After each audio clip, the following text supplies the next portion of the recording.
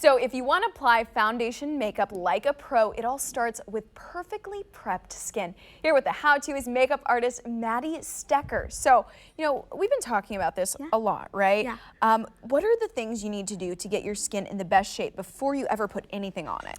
So great makeup will always start with good skin. So cleansing your skin. Makes a lot of sense. Yeah. Absolutely. Cleansing your skin correctly, toning your skin, moisturizing your skin. Everything has to be ready and flawless before we get into makeup. Okay, so would you recommend like a toner, Absolutely. moisturizer, Yeah. lotion, what? Yeah, so there's tons of things for every skin type. If you're oily, if you're dry, if you're pretty normal, cleansing it with a nice cleanser that's going to keep everything hydrated, some toner maybe if you have some acne prone skin or just excess oil, toner is going to be awesome for that.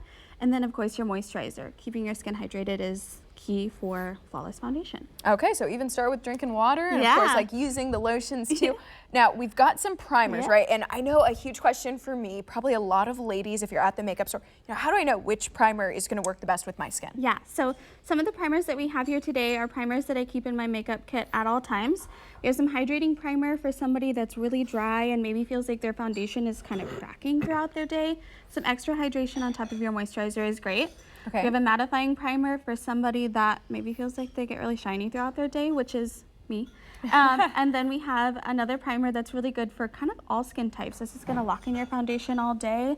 Super smooth on the skin. It's going to help with pores, etc. Okay, and if people were wondering what it is, I mean, they could actually come in any color, but when it blends in, it's going to totally clear. Match your skin. Yep, so it's going to be just a good base. You're not going to see any color through. They do have some color correcting primers if you're acne prone and maybe have a lot of redness.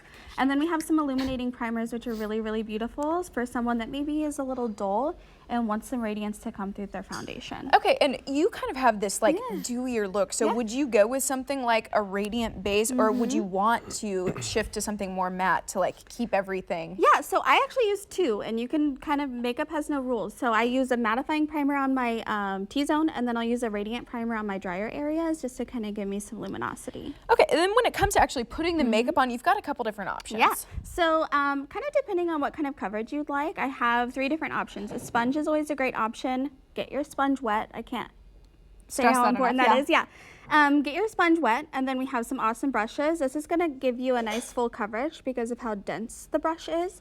And then this is going to be a really nice medium coverage brush, good for every day. Perfect.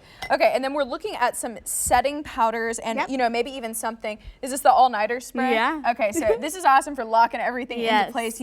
Why is it so important to use products like this? Yeah, so it's so important with powder, especially if you're oily. Keep that shine away throughout your whole day. Setting everything with powder, compact powder is great as well.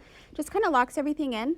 And then your spray. Your spray is your last step always. That's going to kind of take the powderiness away from the powders that we put on previously and just lock it in, give you a nice skin texture back, and just look flawless for the rest of your day. Okay, and then just because maybe you have oily skin, you could get a matte look or you could go dewy. Yeah, absolutely. So if you want to use a powder, you can use powder on dry skin as well. You can use it on oily skin, however you want to, but a lot of the times focus in the T-zone, and then your spray will kind of bring that like natural skin finish back. Well, Madee, thank you for all those educational tips. Absolutely. Definitely some things to consider. Yeah.